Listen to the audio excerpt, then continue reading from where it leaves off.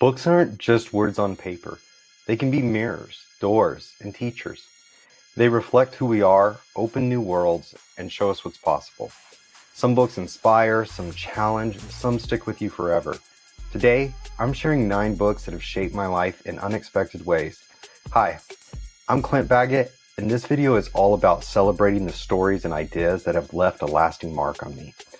These books span genres from fiction and fantasy to self-development and philosophy.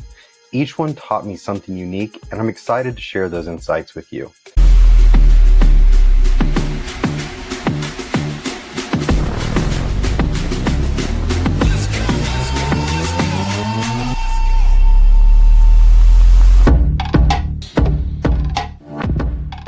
Okay, the first book I want to talk about is The Final Empire by Brandon Sanderson. This was the book that introduced me to Sanderson's Cosmere. He developed a unique magic system in this series called allomancy, where the practitioners gain abilities by ingesting and burning specific metals. Why I loved it? It's a beautifully crafted universe with unique magic systems, lovable characters, and fun stories. My key insight here is fiction can help us break away from our usual thought patterns and explore the impossible. It's good to have some fun. Break away from the norm, get into the fantasy world, explore thought in a way that isn't possible. This is really healthy for your brain to process things in this way because it'll help you get out of the box so you're not stuck in the just normal realm of thinking. If you live inside that box, the people on the outside of the box are just going to screw with you.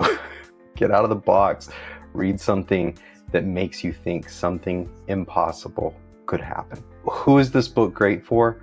I'd say sci-fi and fantasy lovers or anyone looking for a magical escape filled with deep emotional journeys. So let's move on down to book number 2. Book number 2 on my list is Becoming Supernatural by Joe Dispenza. What a book to follow up with a sci-fi book, right? Let's go to the opposite end of the spectrum and go into deep technical self-help. Why I love this book, it is a blend of science, medicine, and spirituality. It helped me connect the concepts from my background in medicine and tech to the power of human belief. It is fascinating. The book explores the intersection of science and spirituality, offering insights into how individuals can transform their lives by changing their thoughts and beliefs.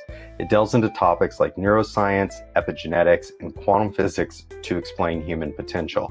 Yeah, it's a big mouthful, but it's a lot of fun. So, key insights from this. We're naturally biased toward well-being.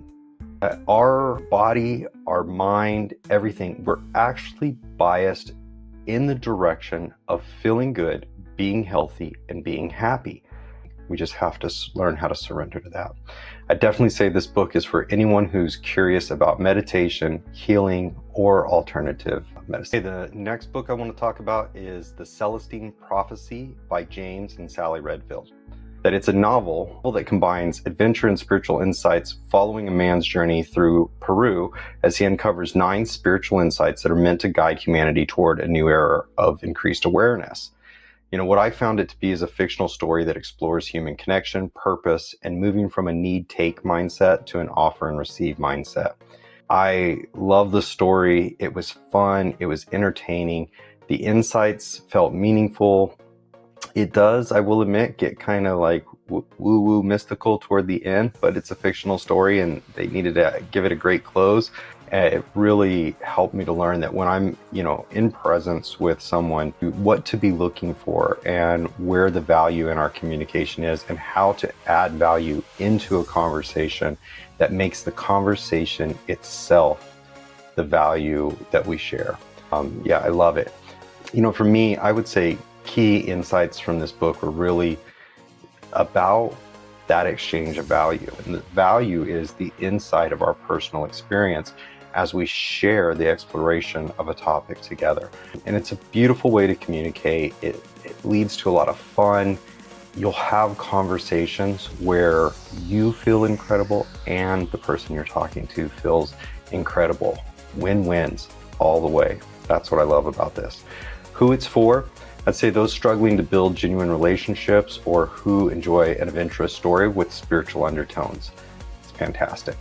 All right, the next book then will be The Power of Habit by Charles Duhigg.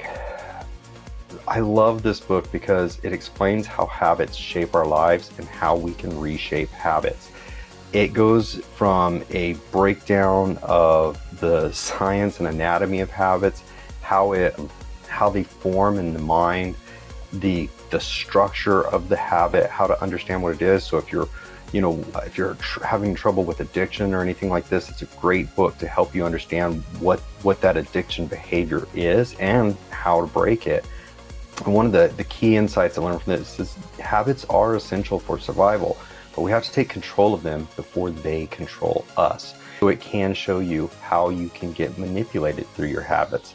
And then also it goes into corporate habits, like why healthy habits in a company are super important, why safety is super important, and how the habits required to have a safe environment exceed and surpass the habits required to only have a quality environment. So it's a really fascinating book. I definitely say for anyone who's working on personal growth or leaders wanting to cultivate healthy habits in their teams, definitely check out The Power of Habit. Or if you're someone who feels like potentially marketing is out to get you, check this book out. It'll help you understand how to interact with social media and the onslaught of marketing that we're all feeling from spams on our texts and emails and everything.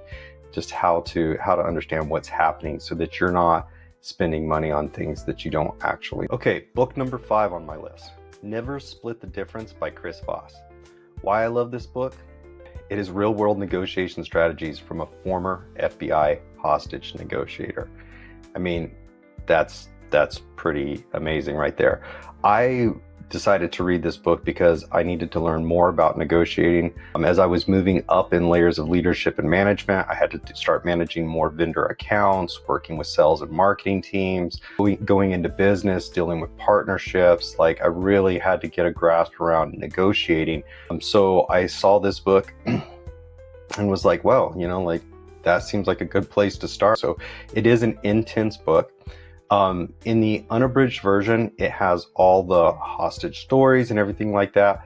That could potentially be a little bit triggering for some people. I will admit it is heavy. So if you're a very sensitive kind of person and when people are in harm's way, if that kind of stuff bothers you, don't go for the unabridged version. Go for the abridged version, which still has all of the lessons and the negotiation tactics and techniques, but will spare you the real world stories of hostage negotiations. It's pretty intense. Check it out. One key insight for me that came out of this was that negotiation is about creating value and clarity, not just winning or losing. It really will give you a profound insight into negotiation and also how to be prepared, right? How to understand what the negotiations are that you're looking for and when you're going to enter into negotiation and probably what you should do before that happens. So check it out. I'd say it's definitely for professionals in sales, marketing, or leadership, or anyone navigating difficult conversations. All right, moving on to book number 6, A Short History of Nearly Everything by Bill Bryson. I love this book. It's a fascinating and humorous dive into how humanity came to understand the world. One of the opening statements in there is he talks about having this geology book and seeing this wedge cut out of the planet. And he had the same experience with a book that I had with a very similar book when I was young. Like, how did we figure out? How did we dig that deep? How do we know what's at the center of the earth? It was fascinating to me that we knew it, but what I wanted is like, how did we figure that out?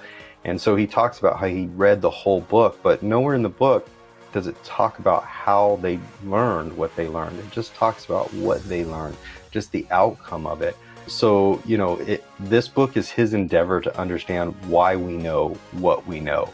So it's fun. It is just a journey of his exploration through how we know what we know and why we know what we know. If you want some light history that's fun and covers a broad range of topics and will keep you kind of interested and curious through the whole thing, definitely check out A Short History of Nearly Everything by Bill Bryson. I would say for me, a key insight that I pulled away from that is that curiosity drives discovery. The people who change the world aren't just brilliant minds. Sometimes the things that have moved civilization forward and even held it back are just mistakes and accidents. Okay, the next book on my list is Ready Player One by Ernest Cline. If you know this book, you know why I love it. If you're from my generation, you grew up in the 80s and 90s playing video games and being a nerd, it is just a beautiful, fantastic book that goes through pop culture and technology and relives that and brings it forward in a really fascinating and modern way. When I was little, we had Nintendos, and now I'm watching my kids start out with VR. Key insight here, I'd say for anyone, is look, sometimes it's okay to just have fun and escape. Not everything we read needs to help us understand a deeper sense of the world. Sometimes it's just fun to remember and play and laugh and be thankful for the life and the experiences that we've got to share. Okay, moving on next to book number 8. The Illustrated Man by Ray Bradbury. It is a timeless exploration of humanity through beautiful and haunting stories. What I love about this book and what I find really amazing about The Illustrated Man is the depth of thought that people and authors like Ray Bradbury were having back in the 60s and 70s. The artistic expression of how they saw humanity, especially when they would go into the abstract of future concepts to illustrate deeper elements of what it means to be human. So they are both artistic and psychological, insightful, and sometimes even terrifying. Book 9 on my list is Stilling Fire by Jamie Wheal. Why I love this book, it is an exploration of human potential and the lengths that we go to ignite our passions.